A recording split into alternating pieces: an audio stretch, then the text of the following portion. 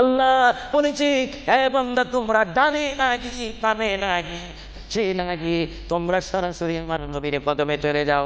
আমার নবীর কদমে কি আমি আল্লাহর দরবারে তওবা করতে করতে তোমাদের চোখের পানি বাইরে হয়ে যাবে। আমার দরবারে সুপারিশ করে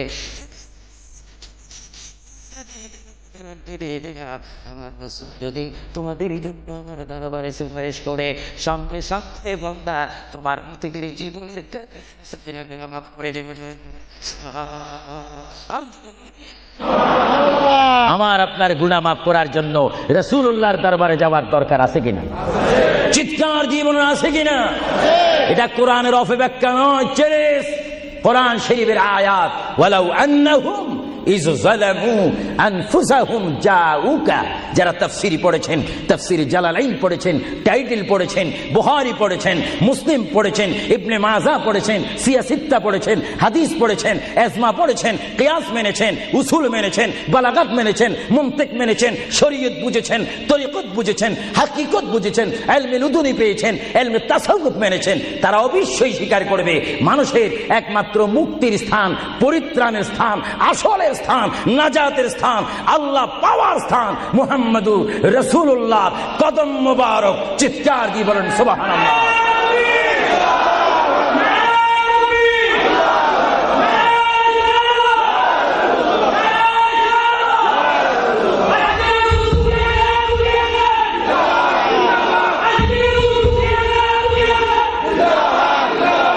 আপনারা সেই রসুল চান কি চান না? অবশ্যই চাইবেন, না চাইলেও চাইবেন। কেন চান নেই অবশ্যই আফসোস করবেন। কারণ পৃথিবীতে সন্তান রয়েছে, বিবির জন্য স্বামী রয়েছে, স্বামীর জন্য বিবি রয়েছে, সন্তানের পাশে মা রয়েছে, মায়ের পাশে সন্তান রয়েছে। এটার নাম দুনিয়া। আর দুনিয়া ও মাজরাতুল আখিরা। কিন্তু এই দুনিয়া যেই দিন জীবনের সমাপ্তি, বিদায় ঘন্টা বেজে যাবে, সেই দিন সন্তান ইচ্ছা করে মায়ের পা ছেড়ে দিবে, পিতা তার মায়ের সামনে থেকে চলে যাবে। এমনি ভাবে সবাই বিচ্ছিন্ন হয়ে যাবে, সব চলে যাবে। একমাত্র সাথী হবে, আপন হবে, বন্ধু হবে, কবরের সঙ্গী হবে। সবাই বলেন মুহাম্মাদুর। আরো জোরে বলেন না মুহাম্মাদুর। আপনারা সেই রসুল চান কি চান না? সেই রসুলের চরিত্রের মধ্যে উম্মতে রক্ষা পাওয়ার গ্যারান্টি আছে কিনা?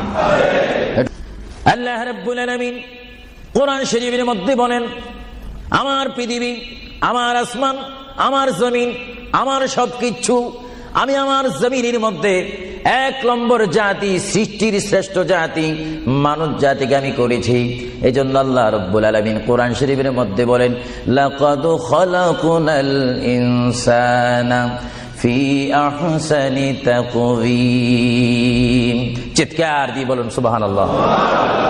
আমরা মানুষ, আমাদেরকে আল্লাহ সৃষ্টি করেছেন। কোন সৃষ্টি জানেন?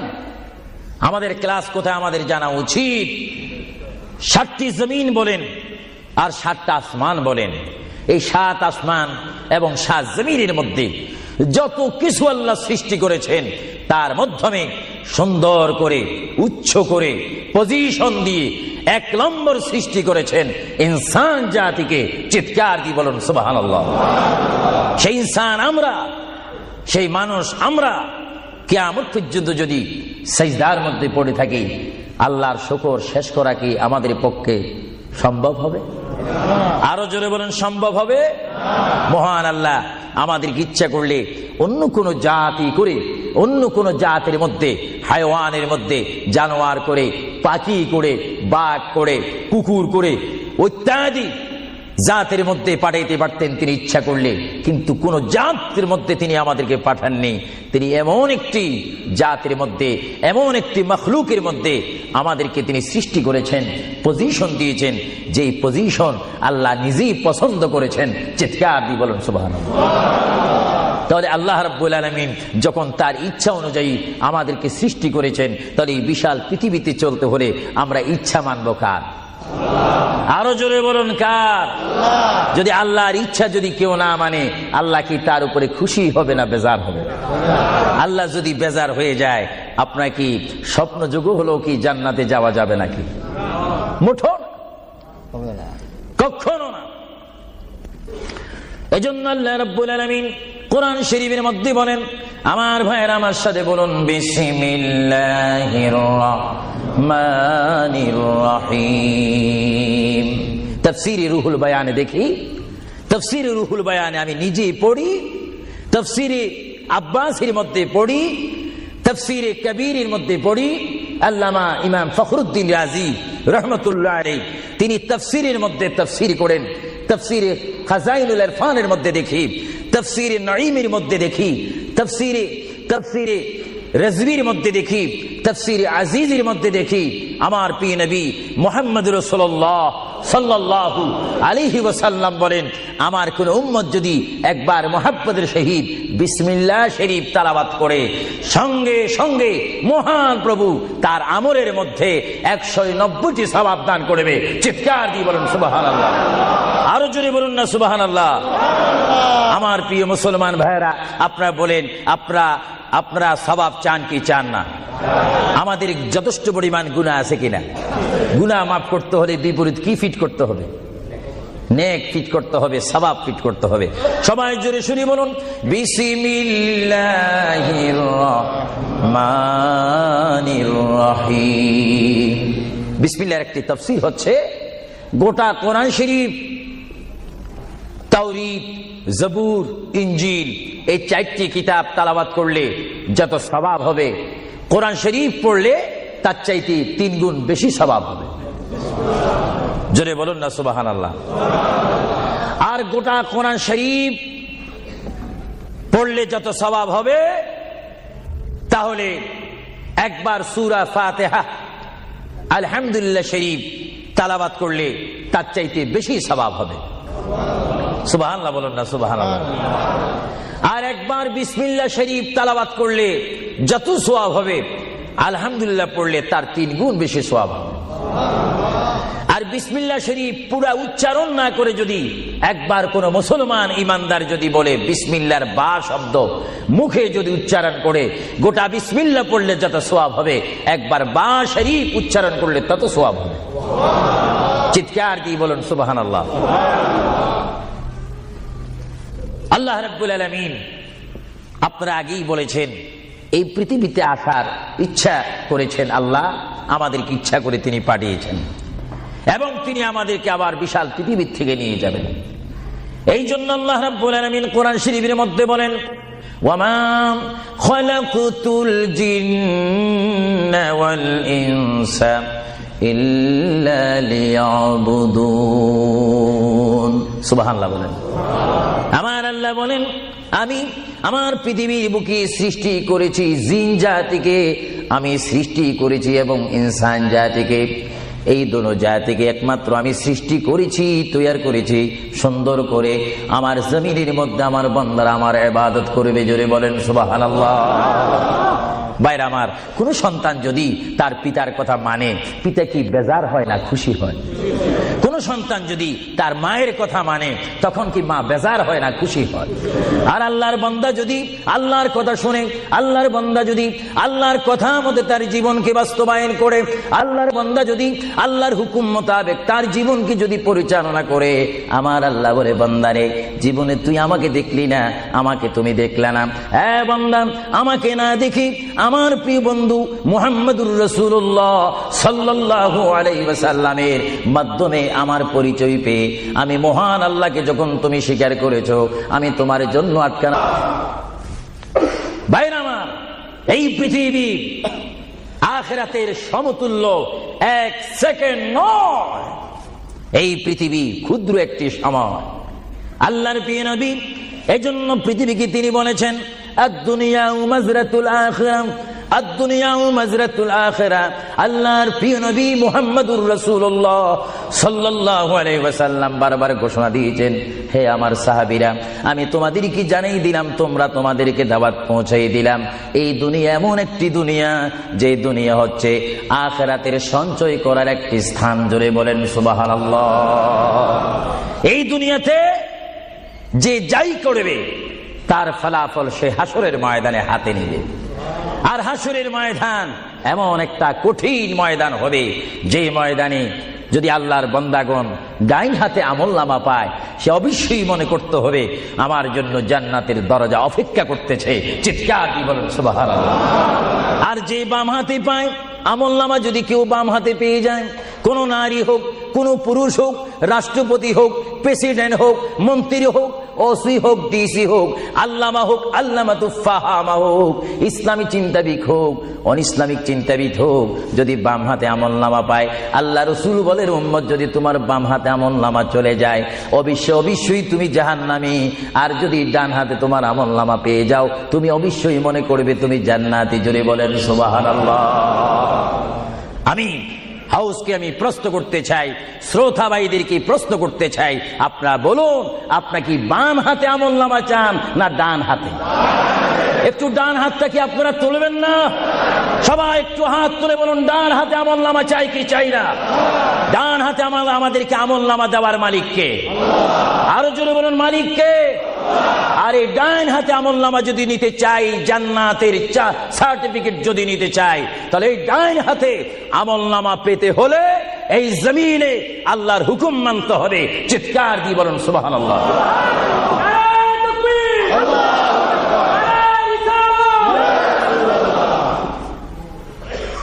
যারা আল্লাহর হুকুমকে মেনেছেন তারা হয়েছেন সাহাবায়ে কেরাম।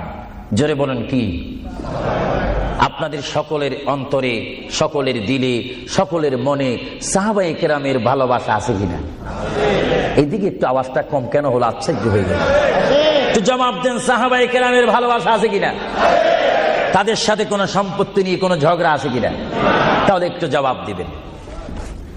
রাসূলুল্লাহ বলেন উম্মত তোমরা যদি নিজের জীবনকে জিরো থেকে যদি হিরো করতে চাও, ডাউন থেকে যদি উচ্চ মুকাম সৃষ্টি করতে চাও, মা আনা আলাইহি ওয়া আসহাবি, আমাকে তোমরা অনুসরণ করবে অথবা আমার সাহাবায়ে কেরামকে অনুসরণ করবে। আমার প্রতিটি সাহাবায়ে কেরামের চরিত্রের মধ্যে রয়েছে তোমাদের জান্নাতে যাওয়ার গ্যারান্টি। চিৎকার দিয়ে বলেন সুবহানাল্লাহ। আমরা সাহাবায়ে কেরামের ভালোবাসা চাই কি চাই না? আরো জোরে বলুন চাই কি চাই না? সাহাবায়ে কেরাম কি করে তারা সাহাবী হয়েছেন, কি করে তারা আল্লাহর হাবিবের শ্রেষ্ঠ বন্ধু হয়েছেন, এটা আমাদের জানার বিষয় রয়েছে। প্রিয় ভাইয়েরা আমার, সাহাবী বলা হয় তাদেরকে যারা রাসূল মেনেছেন, সাহাবী বলা হয় তাদেরকে যারা রাসূল বুঝেছেন, সাহাবায়ে কেরাম বলা হয় তাদেরকে যারা রাসূল পেয়েছেন, পাওয়ার পরে যারা মানার মতো মেনেছেন তাদেরকে বলা হচ্ছে সাহাবায়ে কেরাম। চিৎকার দিয়ে বলুন সুবহানাল্লাহ। সাহাবীরা কেমন ভালোবাসতেন আল্লাহর নবীকে? কেমন ভালোবাসতেন ভাইরা আমার? সাহাবায়ে কেরাম আল্লাহর নবীকে কেমন ভালোবাসতেন? আল্লাহর প্রিয় নবী, দু জাহানের বাদশা নবী মুহাম্মদুর রাসূলুল্লাহ সাল্লাল্লাহু আলাইহি ওয়াসাল্লাম, তিনি মক্কা থেকে মদিনায় হিজরতে যাবেন। মাতৃভূমি থেকে মক্কা শরীফ থেকে তিনি মদিনাতুল মুনাওয়ারা শরীফে যাবেন। যাওয়ার কয়েক মাস পূর্বে আল্লাহর প্রিয় নবী, দু জাহানের বাদশা নবী মুহাম্মদুর রাসূলুল্লাহ সাল্লাল্লাহু আলাইহি ওয়াসাল্লাম সাহাবীদের মধ্যে শ্রেষ্ঠ সাহাবী, কিয়ামত পর্যন্ত আমার রাসূলের যুগ থেকে কিয়ামত পর্যন্ত কোটি কোটি কোটি কোটি ঈমানদার মুসলমান মুত্তাকিন ফরেজগার ওলি গৌস কুতুব ফকির দরবেশ সকলের ঈমানকে যদি এক পাল্লার মধ্যে রাখা হয়, সাইয়্যিদনা আবু বকর সিদ্দিক রাদিয়াল্লাহু তাআলা আনহুর একটি রাত্রির সমতুল্য হবে না। জোরে বলেন সুবহানাল্লাহ। সমস্ত ঈমানদারের ইবাদত যদি এক পাল্লাতে রাখা হয়, সাইয়্যিদনা আবু বকর সিদ্দিক রাদিয়াল্লাহু তাআলা আনহু এক রাতে যেই ভালোবাসা রাসূলকে দেখিয়েছেন তার পরিমাণ ভালোবাসা সমগ্র সৃষ্টি জগতের মুসলমানের হবে না। চিৎকার দিব সুবহানাল্লাহ। সাইয়্যিদনা আবু বকর সিদ্দিককে আল্লাহ রাসূল বললেন, আবু বকর, আমি আমার মায়ের দেশ, আমি আমার বাবার দেশ, আমি আমার দাদার দেশ মক্কাতুল মুআজ্জামা, মক্কা শরীফ মাতৃভূমি ছেড়ে আল্লাহর হুকুমে কাফেরদের অত্যাচারে আমাকে এখান থেকে হিজরত করে চলে যেতে হবে। যদি আমি হিজরত করি আবু বকর তুমি আমার সঙ্গী হয়ে থাকবে। চিৎকার দিয়ে বলুন সুবহানাল্লাহ। আল্লাহর প্রিয় নবী কোন দিন হিজরত করবেন, কোন মাসে করবেন, কি সকাল বেলায় করবেন, না সন্ধ্যায় করবেন, না গভীর রজনীর মধ্যে করবেন, না দিনের মধ্যে করবেন, না ঠান্ডার সিজনে করবেন, না গরমকালে করবেন, না গ্রীষ্মকালে করবেন, না বসন্তকালে করবেন, কোন অবস্থায় করবেন, কোন দিন করবেন, কোন মাসে করবেন, তার নির্দিষ্ট করে বলেনি। আল্লাহর প্যারা নবী দু জাহানের বাদশা নবী মুহাম্মদুর রাসূলুল্লাহ হিজরত করার টাইমে সাইয়্যিদানা আলী রাদিয়াল্লাহু তাআলা আনহুকে ডাক দিয়ে বলে, আলী আমি হিজরত করব, আমি রাত্রের আধার অবস্থার মধ্যে মাতৃভূমি ছেড়ে চলে যাব। আলী তুমি আমার বিছনার মধ্যে শুয়ে থাকবে, কম্বলখানা গায়ে দিয়ে শুয়ে থাকবে। আলী কাফিররা তোমাকে মারার জন্য চেষ্টা করবে, কিন্তু তোমাকে মারতে পারবে না। আলী আমি যাওয়ার টাইমে অনেকের আমানত টাকা পয়সা আমার কাছে রয়েছে, আমি তোমার হাতের মধ্যে দিয়ে দিলাম। সকাল যখন হয়ে যাবে তুমি তাদের আমানতগুলা তাদের কাছে পৌঁছাই দিবে। এতে প্রমাণ হলো হযরত আলী যদিও নবীর বিছনার মধ্যে ঘুমিয়ে যায়, তারপর আলীকে মারা যাবে না, যেহেতু যদি আলী মরে যাইতেন আলীর নিকটে আমার নবী আমানত রাখতেন না। জোরে বলেন সুবহানাল্লাহ, আরো জোরে বলেন। তাহলে কাফেররা দে আলীকে মারতে পারবেন না, এটা নবী জানে কি জানে না? আওয়াজটা ডাউন হয়ে গেল, উচ্চ সুরে বলেন নবী জানে কি জানে না? নবীকে জানার ক্ষমতা দিয়েছেন কে? কারণ নবীর টিচার তো কোনো ব্যক্তি নয়, নবীর টিচার কোনো ফেরেশতা নয়, নবীর শিক্ষক কোনো মানুষ নয়, নবীর শিক্ষক একমাত্র হচ্ছে আল্লাহ। জোরে বলুন কে? আরো জোরে বলুন কে? আল্লাহ যার শিক্ষক তার এলেমের কি কমতি আছে নাকি? হযরত আলী জীবনকে ভয় না করে তিনি রাসূলুল্লাহ পালঙ্কের মধ্যে তিনি শুয়ে পড়লেন, বিছনার মধ্যে শুয়ে পড়লেন। যখন শুয়ে পড়ল কাফেররা প্রবেশ করে দেখেন ওই চৌকির মধ্যে নিশ্চয়ই মুহাম্মদ ঘুমিয়ে আছে। বলেন সাল্লাল্লাহু আলাইহি ওয়াসাল্লাম। কম্বলখানা উঠি তারা দেখলেন মুহাম্মদের স্থানে শুয়ে আছেন শের খোদা হযরত আলী। কাফেররা বলল, আলী আমরা তো ইচ্ছা করলে তোমাকে জবা করে দিতে পারি বা তোমাকে জমাই করে দিতে পারতাম, আলী তুমি কেন এই বিছনার মধ্যে শুয়ে আছো? হযরত আলী চোখের পানি ছেড়ে বলে, কাফেররা তোমরা এখনো পর্যন্ত আমার হাবিবকে চিনতে পারোনি, আমার নবীকে চিনতে পারোনি। আমার নবী শুধু এখানে আমাকে শোয়াইছেন, ঈমান পরীক্ষা করেছেন। শুধু তাই নয়, আগামী দিন সকাল বেলায় মানুষের আমানতের জিনিস মানুষের কাছে পৌঁছায় দেওয়ার জন্য রাসূলুল্লাহ তাও আমাকে বলেছেন। তাহলে বুঝা গেল একদিকে আমি রাসূলুল্লাহর পেটের মধ্যে ঘুমাবো, আর সকাল বেলায় আমি উঠে মানুষের আমানত তাদের হাতে পৌঁছাই দেব। জোরে বলেন সুবহানাল্লাহ, বলেন আল্লাহু আকবার, আরো জোরে বলুন আল্লাহু আকবার। মহান নবীকে এত সুন্দর করে পৃথিবীতে পাঠিয়েছেন আল্লাহ। জোরে বলেন কে? তাহলে ভাইয়েরা আমার, কেউ যদি আমাকে মারতে আসে আর আমি যদি জানি আমার পালকের মধ্যে যদি আমি শুয়ে থাকি কেউ আমাকে জবা করে দিবে, আর এই টাইমে যদি আমার ভাইকে যদি আমি বলি, বিশেষ করে সভাপতিকে যদি বলি আপনি একটু আমার পালকে ঘুমান, উনি বলবে আমার সভাপতির প্রয়োজন নেই, আমার জান বাঁচা ফরজ, বসবে না, থাকবে না। আর সাহাবায়ে কেরাম জেনে শুনে মেনে ইচ্ছা করে নিজের জীবন প্রতি মুহূর্তে মুহাম্মদ রাসূলুল্লাহ চরণের মধ্যে দেওয়ার জন্য প্রতি ওয়াক্তে প্রস্তুত ছিল। চিৎকার দিয়ে বলেন সুবহানাল্লাহ। আল্লাহর প্যারা নবী হিজরত তিনি শুরু করলেন। আল্লাহর প্যারা নবী মায়ের দেশ মক্কা শরীফ থেকে আল্লাহর নবী চলে যাচ্ছেন। চলে যাওয়ার টাইমে সাইয়্যিদানা আবু বকর সিদ্দিকের ঘরের মধ্যে গেলেন। সাইয়্যিদানা আবু বকর সিদ্দিক রাদিয়াল্লাহু তাআলা আনহু ঘরের দরজার মধ্যে আল্লাহর প্রিয় নবীকে ডাক দিলেন, ইয়া আবু বকর, ইয়া আবু বকর, ইয়া আবু বকর করে যখন ডাক দিলেন, সাইয়্যিদানা আবু বকর সিদ্দিক রাদিয়াল্লাহু তাআলা আনহু একটা সেকেন্ড দেরি না করে সঙ্গে সঙ্গে বললেন, ইয়া রাসূলুল্লাহ, ইয়া রাসূলুল্লাহ। আল্লাহর প্যারা নবী চক্ষু মুবারকের পানি মুবারক ছেড়ে দিলেন। আবু বকর তুমি রাত্রে এমন সময় আমি এসেছি, নিশি রজনীর মধ্যে এসেছি, যেই টাইমে মানুষ একটু ঘুমায়, ওই ঘুমের টাইমে তোমার ঘরের দরজার মধ্যে এসে তোমাকে ডাক দিলাম। বেড থেকে ঘুম থেকে উঠতে তো তোমার 2-3 মিনিটের প্রয়োজন, কিন্তু আমি নবী তোমাকে ডাক দেওয়ার সঙ্গে সঙ্গে তুমি কি করিয়া রাসূলুল্লাহ বলতে পেরেছো? হযরত আবু বকর চোখের পানি ছেড়ে বলে, হুজুর আপনি আপনার সঙ্গে আমাকে হিজরতের কথা বলেছেন, কোন দিন হিজরত করতে হবে তা আপনি নির্দিষ্ট বলেন নেই। হুজুর আজকে কয়েক মাস অতীত হয়ে গেল আমার জীবনের মধ্যে, আরামের ঘুমকে হারাম করে দিয়ে রাত যখন হয়ে যায় আমার পিঠটা দরজার সাথে লাগিয়ে, আমার কানটা দরজার সাথে লাগিয়ে রাখতাম। আল্লাহর নবী কখন আমাকে ডাক দেয়, জোরে বলেন সুবহানাল্লাহ, আরো জোরে বলেন সুবহানাল্লাহ। এটার নাম হচ্ছে মোহাব্বত। যারা রাসূলুল্লাহর মোহাব্বত করে তারা অবশ্যই আল্লাহর মোহাব্বত আদায় হয়ে যায়। সুবহানাল্লাহ। আপনারা বলেন রাসূলুল্লাহ কার রাসূল? আরো জোরে বলুন না, কার রাসূল? ওনাকে রাসূল করে পাঠিয়েছেন কে? ওনাকে হেফাজত করার দায়িত্ব কার? ওনার জবানের হেফাজত করার দায়িত্ব কার? ওনাকে ভালোবাসার দায়িত্ব কার? আমরা যদি রাসূলকে ভালোবাসি, আল্লাহ কি খুশি হবে না বেজার হবে? এজন্য ভাইয়েরা আমার, সাইয়্যিদানা আবু বকর সিদ্দিক রাদিয়াল্লাহু তাআলা আনহু তিনি নবীকে এমনই ভালোবাসতেন, যারা রাসূলকে পৃথিবীর বুকে এমনি ভাবে ভালোবাসতে পেরেছেন তারাই হয়েছেন আখিরাতের জান্নাত পাওয়ার গ্যারান্টি সার্টিফিকেট তারা পৃথিবীর থেকে লাভ করেছেন। চিৎকার দিয়ে বলুন সুবহানাল্লাহ। সাইয়্যিদানা আবু বকর সিদ্দিক রাসূলুল্লাহকে ভালোবেসেছেন। আপনারা জানেন মুহাম্মদ রাসূলুল্লাহকে ভালোবাসলে উম্মতের কি অবস্থা হয়।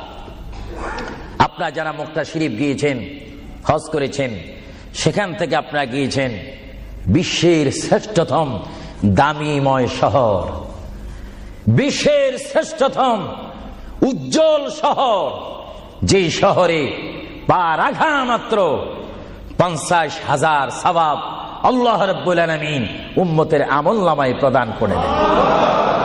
সেই শহরটির নাম হচ্ছে, সবাই উচ্চ কণ্ঠে আমার মা বোনেরা ছোট্ট ছোট্ট আওয়াজ দিয়ে, আমার শ্রোতা ভাইয়েরা উচ্চ কণ্ঠে বলুন, সোনার মদিনা। আরো জোরে বলুন, কি মদিনা?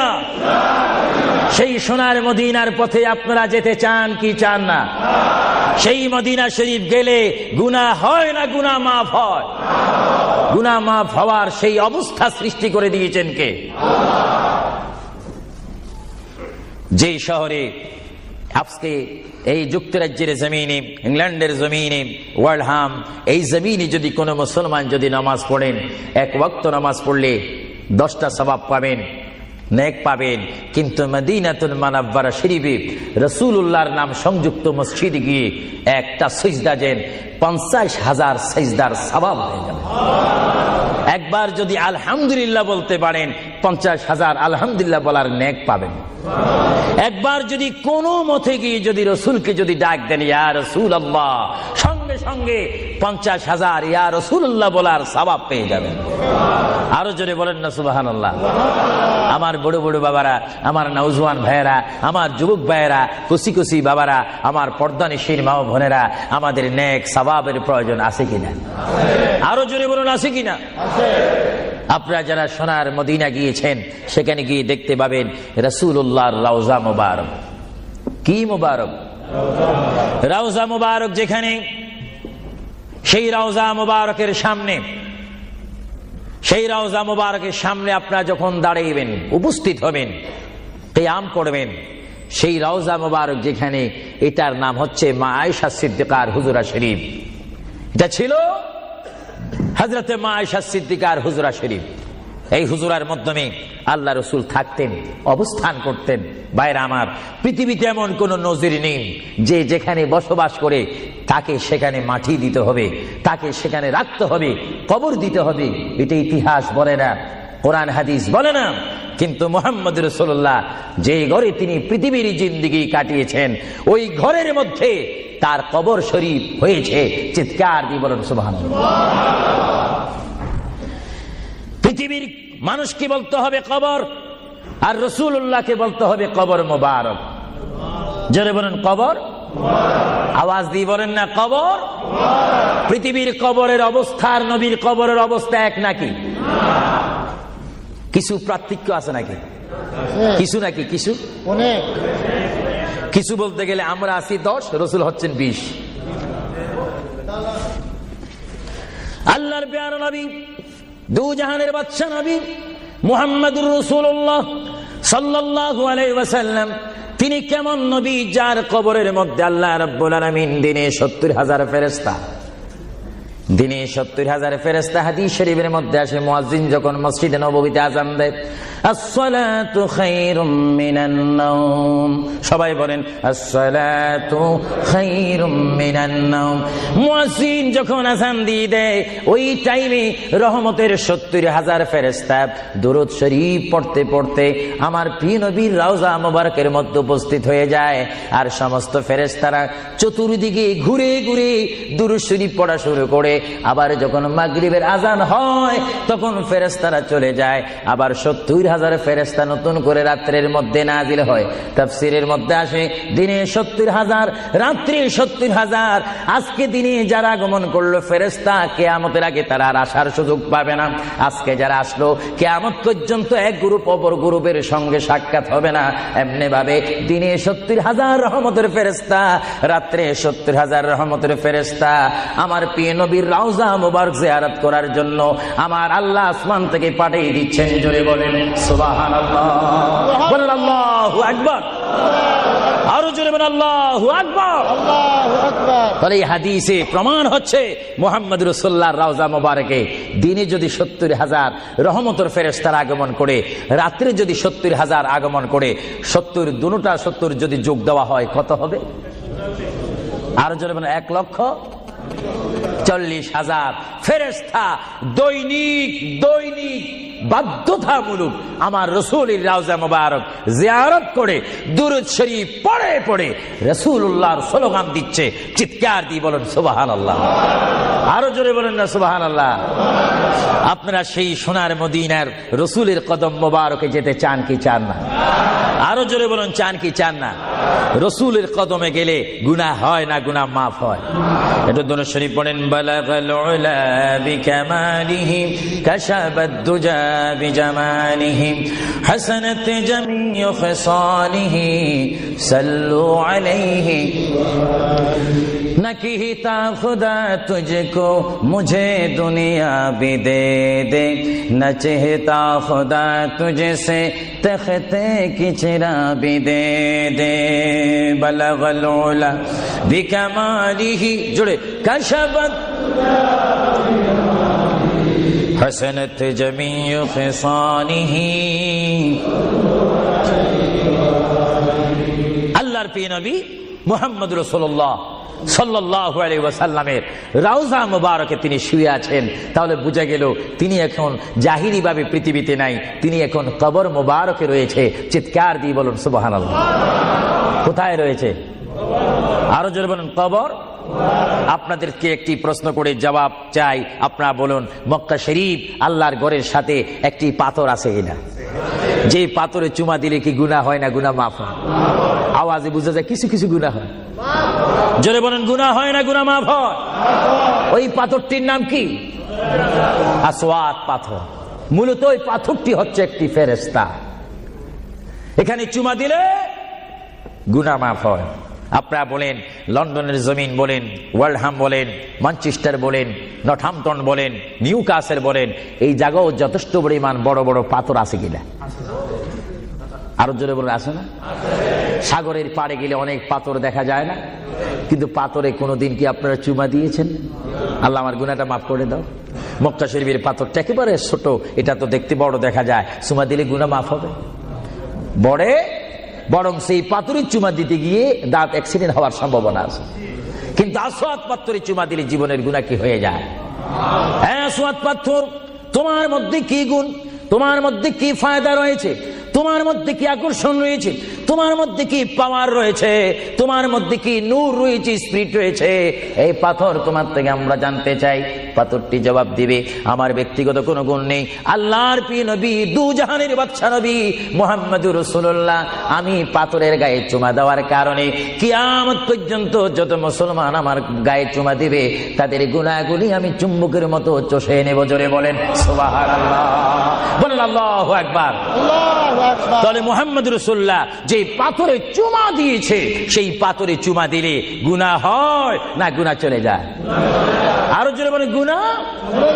যদি পাথরকে রাসূল পাক হাত দেওয়ার কারণে পাথরের যদি এত গুণ হয়, এত স্পিরিট হয়, এত গুণগান হয়, আর সেই রাসূলের দরবারে যদি আপনি উপস্থিত হয়ে ইয়া রাসূলুল্লাহ করে ডাক দেন, আপনার গুনাহ মাফ হওয়ার ব্যবস্থা আছে কিনা? আরো জোরে বলেন আছে কিনা? আমার আল্লাহ বলেন, হে পৃথিবীর মানুষ, হে আমার বান্দারা, তোমরা দুনিয়ার মধ্যে গিয়েছো, আমি তোমাদেরকে দুনিয়ার মধ্যে পাঠাইলাম। পাঠাইবার পরে আমি জানি তোমরা অনেক অন্যায় পথে যাবে, অনেক কাজ করবে, যে কাজগুলোর মধ্যে তোমাদের গুনাহ হয়ে যাবে। হ্যাঁ বান্দা, তোমরা গুনাহ করবে তাও আমি ভালো মতো জানি, তোমরা পাপ করবে তাও আমি ভালো মতো জানি। বান্দারে, পাপ করার পরে, গুনাহ করার পরে একাই কি মসজিদের মধ্যে তোমরা কেঁদেছো, রব্বানা যালামনা, বলেন রব্বানা যালামনা আনফুসানা ওয়া ইল্লাম তাগফির লানা ওয়া তারহামনা লানাকুনান্না মিনাল খাসিরিন বলে বলে মসজিদে কেঁদেছো, আসরের নামাজ পড়ে কেঁদেছো, যোহরের নামাজ পড়ে কেঁদেছো, মাগরিবের পড়ে কেঁদেছো, এশার নামাজ পড়ে কেঁদেছো। বান্দা, নামাজের মুসল্লা যখন বসে যাও, আমি আল্লাহকে তোমরা বারবার বল, আল্লাহ গো আমার গুনাহ মাফ করে দাও, তারপরও আমি তোমাদের গুনাহ মাফ করে নিই। তারপরও তোমরা নিশি রাত্রে, মানুষ যখন ঘুমে যায়, তোমার বিবি যখন ঘুম যায়, তোমার ছেলে যখন ঘুম যায়, তুমি নিশি রাত্রে ঠান্ডা পানি দিয়ে ওযু বানিয়ে নামাজের মুসল্লায় বসে তুমি আবার যখন ডাক দাও, রব্বুল আলামিন, মানুষ আমার গুনাহ সম্পর্কে জানে না, তুমি আমার গুনাহ সম্পর্কে জানো, আমি জানি না, সব কিছু জানো, হে আমার তুমি আমাকে মাফ করে দাও। আমার আল্লাহ বলে, তারপরও যদি তোমাদেরকে আমি মাফ না করি, তারপরও বলবা তোমরা আমার রহমতের দরজা থেকে ফিরে যাই না, আমি তোমাদেরকে হুকুম দিচ্ছি, হ্যাঁ,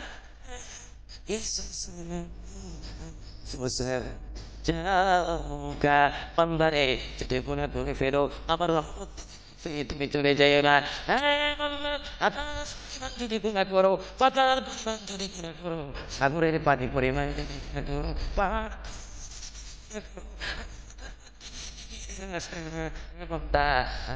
একটি রাস্তা বাতাইছি, একটি পথ তোমাকে আমি দেখাই দিচ্ছি, সেই পথ তোমরা জানো। যখন তোমরা বরবাদ হয়ে যাবে, তখন তোমাদেরকে একটা পথ তোমাদেরকে দেখাই দিলাম, সেই পথটির নাম হচ্ছে আমার রাসূলের মদিনা। জুড়ে বলেন সুবহানাল্লাহ। তোমরা বলো, ইয়া রাসূলুল্লাহ, ইয়া হাবিবাল্লাহ, আল্লাহ কোরআনে বলেছে,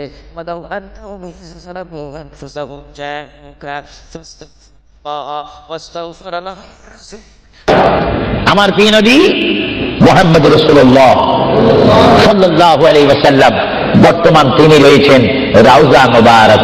জোরে বলেন রাউজায়ে, যে রাউজা মুবারকের মাটি হচ্ছে আরশ আজিম চাইতে অনেক গুণে দামি। আর জোরে বলেন না সুবহানাল্লাহ। কারণ রাসূলুল্লাহ সাল্লাল্লাহু আলাইহি ওয়াসাল্লামের দাম আরশ আজিম চাইতে কম না বেশি?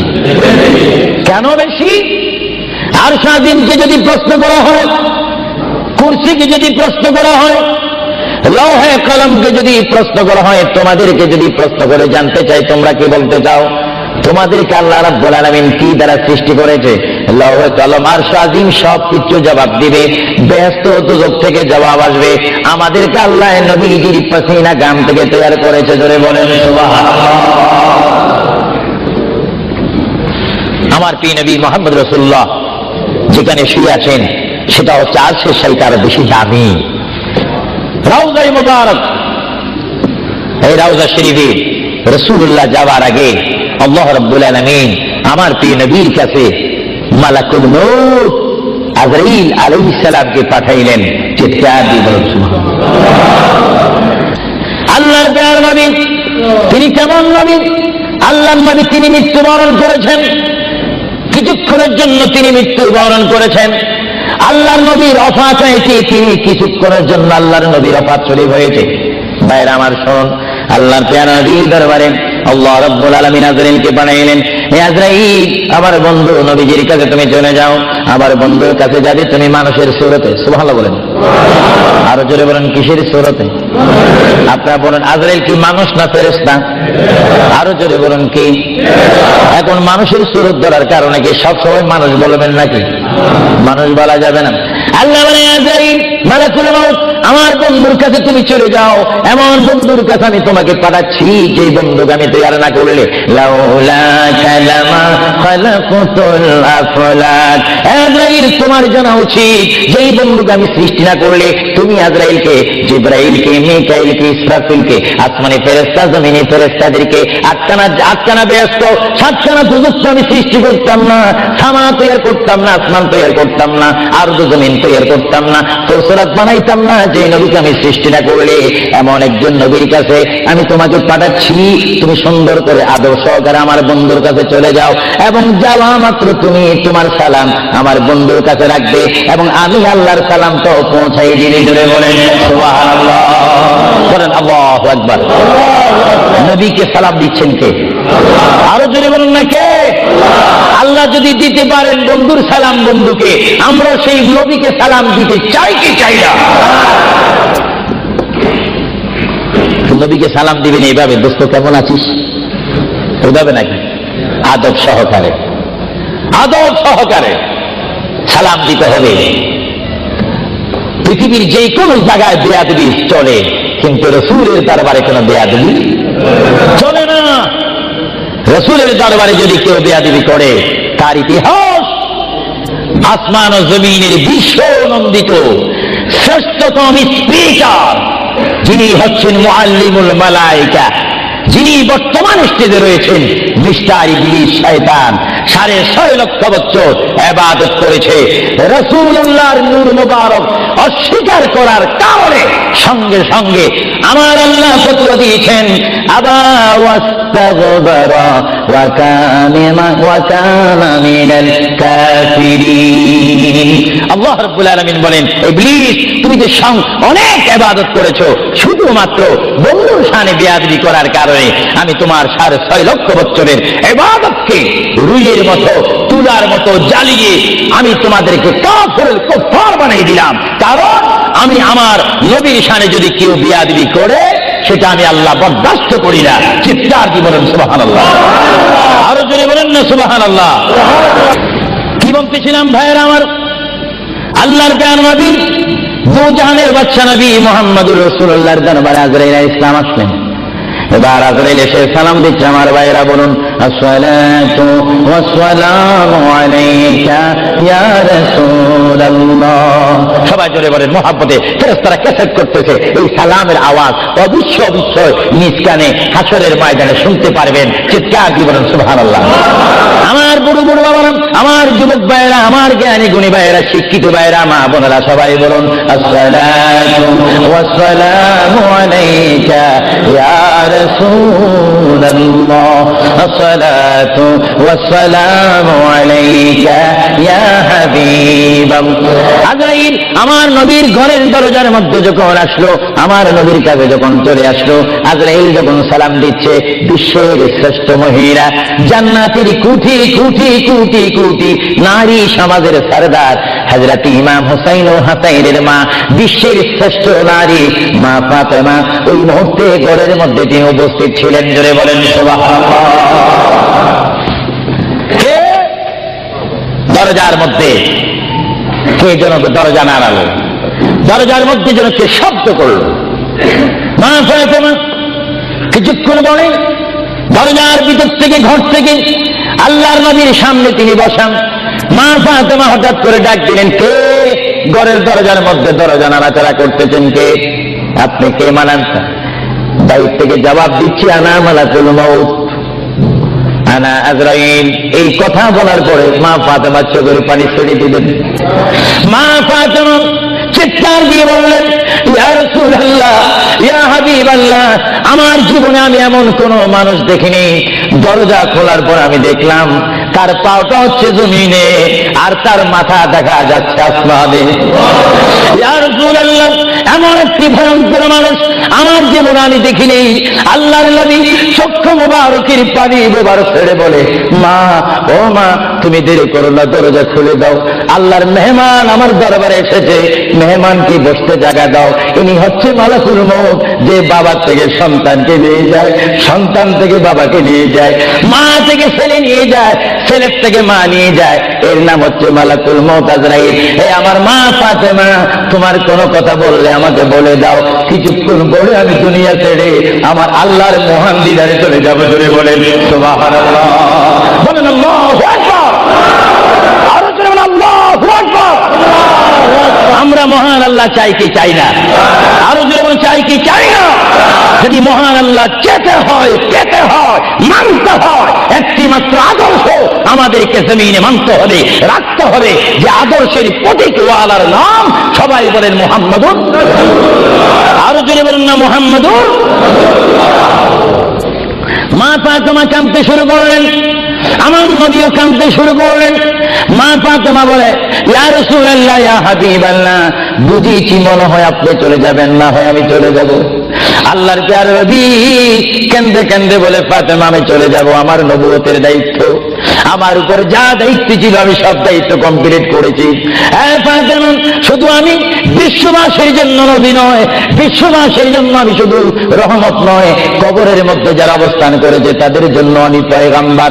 আমার দায়িত্ব যেমন দুনিয়াওয়ালাদের জন্য রয়েছে, তেমন কবরের মধ্যে যারা গিয়েছে তাদের জন্য রয়েছে। আজকে আমি যদিও দুনিয়া থেকে চলে যাই, কবরের মধ্যে কোটি কোটি উম্মত রয়েছে, তাদের জন্য আজকে আনন্দের দিন। জোরে বলেন সুবহানাল্লাহ, আর জোরে বলেন সুবহানাল্লাহ। আমার নবী যেমন দুনিয়ার নবী, তিনি তেমন আখিরাতেরও নবী। তিনি যেমন বিশ্ববাসীর জিন্দা যারা রয়েছেন, নারী সমাজ, মহিলা সমাজ, পুরুষ সমাজ, আমাদের জন্য নবী যেমন রহমত, যারা কবরের মধ্যে নারী পুরুষ অবস্থান করেছে তাদের জন্য আমার নবী রহমত। চিৎকার দিয়ে বলেন সুবহানাল্লাহ। এই জন্য আমার আল্লাহ রাব্বুল আলামিন বলেন, 3,24,000 পয়গম্বর আদম থেকে শুরু করে ঈসা নবী পর্যন্ত কোন নবীর শানে আমি যে আয়াত ফিট করিনি, আমার আল্লাহ বলেন এই ধরনের আয়াত শুধু আমার নবীকে আমি দান করেছি। এই জন্য আমার আল্লাহ বলেন, আমার ভাইয়েরা বলুন, মা বোনেরা বলুন, বিসমিল্লাহির রাহমানির রাহিম, ওয়া মা আরসালনাকা ইল্লা রাহমাতান লিল আলামিন। আমার আল্লাহ বলে, হাবিব, হে আমার বন্ধু, হে মুহাম্মদুর রাসূলুল্লাহ, আপনাকে আমি আসমানের জন্য, জমিনের জন্য, আরশের জন্য, কুরসির জন্য, মানুষের জন্য, জিন জাতির জন্য, ফেরেশতার জন্য, আমার সৃষ্টির মধ্যে যত সৃষ্টি রয়েছে সকল সৃষ্টির মালিক হচ্ছে আমি আল্লাহ রব্বুল আলামিন। আর সকল সৃষ্টির জন্য রহমত হচ্ছেন আপনি রহমতুল লিল আলামিন। হাবিব, আমি আল্লাহ, যেখানে আল্লাহর ক্ষমতা থাকবে সেখানে আপনার রহমতের ক্ষমতা অবশ্যই থাকবে। যদি বলেন সুবহানাল্লাহ, বলেন আল্লাহু আকবার। যেখানে আমার আল্লাহ বলেন সেখানে মুহাম্মাদুর, আরো জোরে বলেন যেখানে আল্লাহ সেখানে মুহাম্মাদুর। প্রিয় ভাইয়েরা আমার, মুহাম্মদ রাসূলুল্লাহর দরবারে মালাকুল মউত অবস্থান করেছেন, উপস্থিত হয়েছেন, এসে গেল। আল্লাহর প্রিয় নবী মুহাম্মদ রাসূলুল্লাহ সাল্লাল্লাহু আলাইহি ওয়াসাল্লাম মা ফাতেমাকে ডাক দিয়ে বলে, হে আমার কন্যা ফাতেমা, তোমাকে আমি জানিয়ে দিতে চাই আমার আর বেশি সময় নেই। তোমার যদি কোনো কথা থাকে তুমি আমাকে বলে দাও, আমি তোমার কথাগুলো শুনবো। মা ফাতেমা ইয়া রাসূলুল্লাহ বলে একটা চিৎকার মেরে ঘর থেকে বাইর হয়ে মসজিদে নববীর সামনে চলে গেল। মা ফাতেমা সেখানে গিয়ে দেখে ইমাম হাসান স্যার খেলাধুলা করতেছে। মা তার সন্তানকে ডাক দিচ্ছে, হাসান আর হুসাইন, তোমরা বুঝি এখানে তোমরা খেলাধুলা করতেছো? আমার বাবা বিশ্বনবী মুহাম্মদুর রাসূলুল্লাহ সাল্লাল্লাহু আলাইহি ওয়াসাল্লাম দুনিয়া থেকে চলে যাচ্ছে, তোমাদের যদি কিছু চাওয়ার থাকে পাওয়ার থাকে তোমরা আমার বাবার কাছে চলে যাও। আল্লাহ নবী নাকি ইমাম হাসান হুসাইন ইয়া নবী বলে বলে, ইয়া রাসূল বলে বলে চিৎকার দিয়ে দিয়ে তারা আমার নবীর কাছে চলে আসলো। কিতাবের মধ্যে আসে দুনো ভাই আল্লাহর নবীকে জড়ায় ধরে বলে, নানা গো, ও নানা, আমাদের বাবা আলীর মতো গরিব সাহাবী দুনিয়ার মধ্যে নাই। নানা, আমাদের মা ফাতেমা জান্নাতের মহিলাদের সরদার বলে আপনি ঘোষণা দিয়েছেন, আমাকে জান্নাতের নওজওয়ানদের সরদার বলে ঘোষণা দিয়েছেন। নানা গো, পৃথিবীর বুকে থাকতে হলে তো পেটের প্রয়োজন আছে, খিদার প্রয়োজন আছে। ও নানা, যখন দুনিয়ার মধ্যে খিদা পাইতো 3 দিন 4 দিন পর্যন্ত আমার মা গুনে চুলাতে আগুন দিতে পারতেন না। টাকা নাই, পয়সা নাই, চুলাতে পর্যন্ত আগুন জ্বলে না, পাথর বেঁধে বেঁধে আমরা রাত্রে ঘুমাইতাম। ইয়া রাসূলুল্লাহ, ইয়া হাবিবাল্লাহ, আপনার রহমতের চেহারার দিকে যখন নজর করতাম আমাদের পেটটা ভরে যাইত, খিদার কথা আমরা ভুলিয়ে যাইতাম। ইয়া রাসূলুল্লাহ, আপনি যদি দুনিয়ার থেকে চলে যান আমরা কার চেহারার দিকে নজর করে আমাদের পেটের খিদা দূর করব? আল্লাহর নবী চক্ষু মোবারকের পানি ছেড়ে বলে, হাসাইন আর হুসাইন তোমরা কেঁদো না, যতবার তোমরা নামাজ পড়বে আর নামাজের মধ্যে তোমরা বলবে আসসালামু আলাইকা আইয়ুহান নাবিয়্যু ওয়া রাহমাতুল্লাহি ওয়া বারাকাতুহু, যতবার তোমরা আমাকে সালাম দিবে ততবার আমি তোমাদের সামনে উপস্থিত থাকবো। জোরে বলে সুবহানাল্লাহ, আল্লাহু আকবার। মুহাম্মদ রাসূলুল্লাহ সাল্লাল্লাহু আলাইহি ওয়াসাল্লাম তিনি নিজে কাঁদবেন, হাসাইন কাঁদবেন, হুসাইন কাঁদবেন, আলীও কাঁদবেন, ফাতেমাও কাঁদবেন। আজরাইল বলেন তিনি আজরাইলও কান্দা শুরু করেছেন। আমি পৃথিবীতে বহু মানুষের রূহ নিয়েছি, প্রাণ নিয়েছি, কিন্তু আমি মালাকুল মউত কোনোদিন কাঁদিনি। এখন আওলাদ রাসূলের অবস্থা থেকে যখন আজরাইলও কাঁদতেছেন, আল্লাহর প্রিয় নবী সাল্লাল্লাহু আলাইহি ওয়াসাল্লাম মা ফাতেমাকে ডাক দিলেন, এ আমার মেয়ে, তোমাকে আমি কত আদর করেছি, তোমার কোনো কথা আছে কিনা? মা ফাতেমা প্রশ্ন করলেন, ইয়া রাসূলুল্লাহ, আপনি তো দুনিয়া থেকে চলে যাবেন, দুনিয়ার থেকে চলে যাওয়ার পরে এই জায়গাটার নাম হচ্ছে কবর, কবরের পরে একটা জায়গা হবে হাসর। এই হাসরের ময়দানে কোটি কোটি উম্মত, মা ব্যতীত, বাবা ব্যতীত, আত্মীয় স্বজন ব্যতীত অসহায় হয়ে মানুষ নফসি নফসি করবে, মানুষ নিজের ঘামে নিজেরা সাঁতার কাটবে। ইয়া রাসূলুল্লাহ, ওই বিশাল 12 সূর্যের তাপ মাথার উপরে থাকবে, ওই কঠিন মুসিবতের সময় আমরা আপনাকে কোথায় পাবো?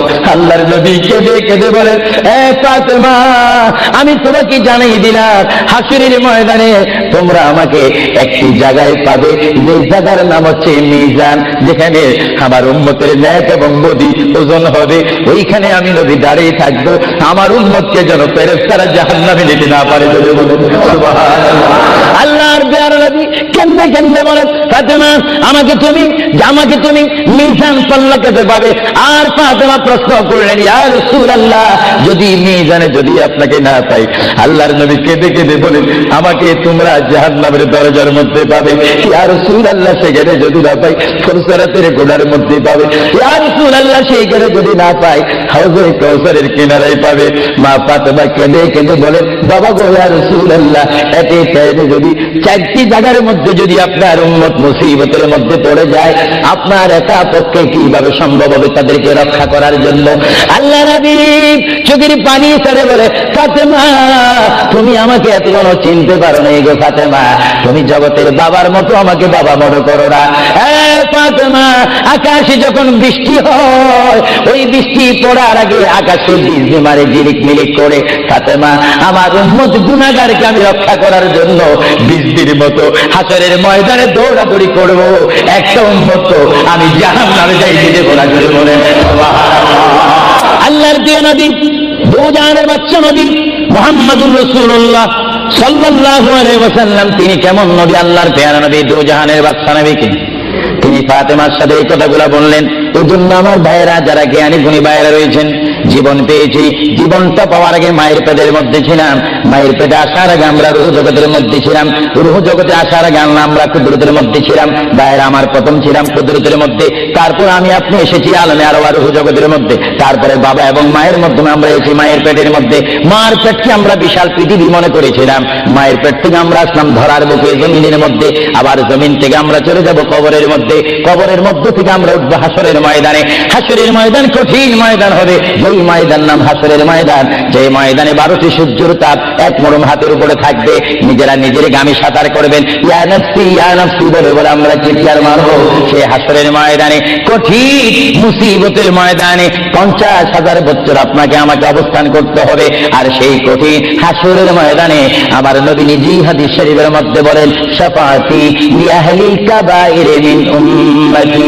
আল্লাহর প্যারা নবী হাদিস শরীফের মধ্যে বলেন, ওই ধরনের ওই শ্রেণীর উম্মতের জন্য আমার সুপারিশের দরজা খোলা থাকবে, যেই সমস্ত উম্মত আল্লাহর জমিনে গুনাহ করেছে, গুনাহ করার পরে আমার আল্লাহ ক্ষমা করেনি, বন্দা কাঁদার মতো কেঁদেছে, তারপর আল্লাহর দয়া হয়নি। ওই হাসরের ময়দানে উম্মতের চেহারা দেখে দেখে আমি নবী তাদের ডাইন হাত ধরে ধরে আমি সুপারিশ করে করে আমার মহান আল্লাহর গোসাকে পানি করে আমার উম্মতগুলিকে আমি জান্নাতে পৌঁছায় দেব। জোরে বলেন সুবহানাল্লাহ, বলেন ইয়া রাসূলুল্লাহ, আরো জোরে বলেন ইয়া রাসূলুল্লাহ।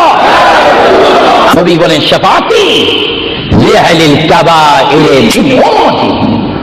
আমার গুনাহগার উম্মত যাদের অন্তরে আমার প্রেম ভালোবাসা রয়েছে, আমি রাসূল পাখির মতো উড়িয়ে উড়িয়ে হাসরের ময়দানে আমার উম্মতগুলিকে আমি ডান হাতে ধরে ফুলসিরাত না দেখে মতো তাদেরকে আমি জান্নাতে পৌঁছাই দেব। বলেন না সুবহানাল্লাহ। এই ক্ষমতা রাসূলুল্লাহকে দিয়েছেন কে? আরো জোরে বলুন কে? এবার আমার নবী মালাকুল মউত আজরাইলকে ডাক দিলেন, মালাকুল মউত আজরাইল, তুমি তোমার কাজ করতে পারো। আজরাইল ইসলাম বলে, ইয়া রাসূলুল্লাহ, দেখেন আমার নবীর মউত কি রকম। আজকে অনেকেই বলেন নবীর মরে গিয়েছে, ভালো কথা তারা জানেন না বলে এই কথা বলেন। আমি ভাই ফিতনা চাই না, ঝগড়া চাই না, কাটাকাটি চাই না, কিন্তু কেউ যদি কাউকে গালি দেয়, কিন্তু গালির যদি কিছু জবাব দেওয়া না হয়, তাহলে গালিটা সত্য হয়ে যায়। এই জন্য মাঝে মাঝে আমি কিছু বলি, কিন্তু ঝগড়া করা আমাদের ইসলামের দায়িত্ব নয়। আমাদের ইসলামিক দায়িত্ব হচ্ছে কু আনফুসাকুম ওয়া আহলিকুম নারা। আল্লাহ বলে, বান্দারে তুমি নিজেই জাহান্নামের আগুন থেকে বাঁচো, তোমার আহলকে, তোমার জাতিকে, তোমার দেশকে বাঁচাও। তুমি নিজেই জাহান্নামের আগুন পছন্দ করো না, কেউ যাক সেটাও পছন্দ করো না, নিজেও জাহান্নাম থেকে মুক্তি দিয়ে জান্নাত অবস্থান করো, অপরকেও জান্নাতে যাওয়ার দাওয়াত দিয়ে দাও। জোরে বলেন সুবহানাল্লাহ। আমার আল্লাহ রাব্বুল আলামিনের প্রিয় নবী মুহাম্মদুর রাসূলুল্লাহ সাল্লাল্লাহু আলাইহি ওয়াসাল্লাম আজরাইলকে বললেন, আজরাইল এবার তোমার কাজ তুমি করো। আজরাইল বলে, হুজুর আমি ততক্ষণ পর্যন্ত কাজ করব না যতক্ষণ পর্যন্ত আপনি ইজাজত না দিবেন। সুবহানাল্লাহ। কি চাচ্ছেন? ইজাজত, হুকুম চাচ্ছেন। হুজুর আপনি যদি হুকুম না করেন, আপনার প্রান্তি নেওয়ার ক্ষমতা আমার নেই। মহান আল্লাহ রাব্বুল আলামিন আমাকে আপনার দরবারের আদব শিক্ষা দিয়েছে, আপনাকে যদি কবরে যেতে হয় আর সেখান থেকে যদি হাসর উঠতে হয়, অবশ্যই আমি যেন আপনার থেকে হুকুম নিই, এজাজত নিই। যদি হুকুম এজাজত না নিয়ে যদি প্রাণটা নিয়ে যাই, তাহলে আমার ক্ষমতা আল্লাহ চিনিয়ে নিবেন। চিৎকার দিবেন সুবহানাল্লাহ। আল্লাহর প্রিয় নবী চক্ষু মুবারকের পানি মুবারক ছাড়লেন। ভাইয়ের আমার, পৃথিবীর কোন মানুষ ইমান নিয়ে মরে যদি তার মুখে কলমা থাকে, জোরে বলুন কি থাকে? কলমাটা আপনারা সবাই বলুন, লা ইলাহা ইল্লাল্লাহ। বলে লা ইলাহা লা ইলাহা ইল্লাল্লাহ মুহাম্মাদুর রাসূলুল্লাহ। ইমানের চাইলে যেমন আল্লাহর নাম আপনার মুখে আসতে হবে, পুরুষ বলেন আর মা বোনেরা বলেন, প্রত্যেকের মুখে যেমন মৃত্যুর টাইমে আল্লাহর নাম আসতে হবে, তেমনি ভাবে সঙ্গে সঙ্গে নবীর নামও আসতে হবে। কি হবে না? নবীর নাম বাদ দিয়ে কলমা পড়া হবে না। আল্লাহর প্রিয় নবী, দুজানের বাচ্চা নবী, তিনি ইন্তেকাল, তার মৃত্যু হবে, তিনি দুনিয়ার থেকে চলে যাচ্ছেন। তিনি কোন কলমা পড়েছেন? আল্লাহর প্রিয় নবী দুনিয়ার থেকে চলে যাওয়ার টাইমে তিনি এই কলমা পড়েছেন, এই কথা বলেছেন। আমার ভাইয়েরা বলেন, রব্বি হাবিলি উম্মতি, রব্বি হাবিলি উম্মতি। আল্লাহ আমি এখন পৃথিবীর থেকে চলে যাব, যাওয়ার টাইমও তোমাকে ডাক দিচ্ছি, রব্বি হে আমার রব, রব্বি হে আমার আল্লাহ, হাবিলি উম্মতি, তোমার কাছে আর কিছু চাই না, আমার উম্মতগুলোকে মাফ করে আমাকে দিয়ে দাও। জোরে বলেন সুবহানাল্লাহ। বলেন আল্লাহু আকবার। কিন্তু মানুষ যখন কবরে যায় কলমা পড়তে হয় কি হয় না? ঈমান। কিন্তু আমার নবী যদি আমাদের মতো মানুষ হয়ে থাকেন, তিনি কাল কলমা পড়ে কবরে গিয়েছেন। প্রশ্ন তুলতে কোনো কষ্ট হয়? আমরা তো কলমা পড়ি কোথায় যেতে চাই? কবর। জোরে বলুন, আমরা কি পড়তে হবে? কলমা শরীফ পড়ে অবশ্যই আমাদেরকে যেতে হবে কোথায়? কবরে। কিন্তু আমার নবী যদি আমাদের মতো মানুষ হয়ে থাকেন, তাহলে মুহাম্মদ রাসূলুল্লাহ কি তার কলমা পড়ে তিনি কবরে গিয়েছেন? আল্লাহর নবীর কলমা ছিল লা ইলাহা ইল্লাল্লাহু ইন্নী রাসূলুল্লাহ। চিৎকার দিয়ে বলেন সুবহানাল্লাহ। আল্লাহর নবী বলেছেন লা ইলাহা ইল্লাল্লাহ, আল্লাহ ছাড়া কোনো মাবুদ নাই, ইন্নী রাসূলুল্লাহ, নিশ্চয় নিশ্চয় আমি আল্লাহর রাসূল। জোরে বলেন সুবহানাল্লাহ। এই জন্য সমাজে রয়েছে নিজে যাকে বড় বলে বড় সেই নয়, বলেন নিজে যাকে বড় বলে বড় সেই নয়, দশে যাকে বড় বলে বড় সেই হয়। আল্লাহর নবী বলে তোমরা যদি নিজকে নিজে বড় বলো তোমরা বড় হবে না, কিন্তু আমার বেলায় এটা ব্যতিক্রম। আমি নিজকে নিজে বলতেছি ইন্নী রাসূলুল্লাহ, আমি আল্লাহ রাসূল। আমাকে যারা মানবে তারা সাহাবী জান্নাতি, আমাকে যারা মানবে না তারা বেদিন, তারা জাহান্নামী। জোরে বলেন সুবহানাল্লাহ। আল্লাহর প্রিয় নবী উম্মতি বলে কাঁদতেছেন। কেঁদে কেঁদে তিনি আজরাইলকে হুকুম দিলেন আপনার কাজ আপনি করতে পারেন। আজরাইল ইসলাম আল্লাহর প্রিয় নবী সিনা মুবারকের উপর হাত রাখলেন। হাত মুবারক রাখার পরে এই মুহূর্তের মধ্যে আল্লাহর নবী দুজানের বাচ্চা নবী তিনি একটা চিৎকার মারলেন, ও ভাই আজরাইল তুমি কি করতেছো? ইয়া রাসূলুল্লাহ আপনার রূহ মুবারক আমি বাহির করতেছি। আজরাইল তুমি কি করতেছো? ইয়া রাসূলুল্লাহ আপনার রূহ মুবারক আমি নিয়ে যাচ্ছি। আমার নবী চিৎকার দিয়ে বলে ভাই আজরাইল তোমাকে একটু আমি অনুরোধ করে তুমি একটু দেরি করো, তুমি আমার বুকের উপরে কি রেখেছো? ইয়া রাসূলুল্লাহ আপনার বুক মুবারকের উপর আমি শুধু হাতটা রাখলাম। আজরাইল তুমি বুঝি হাত রেখেছো?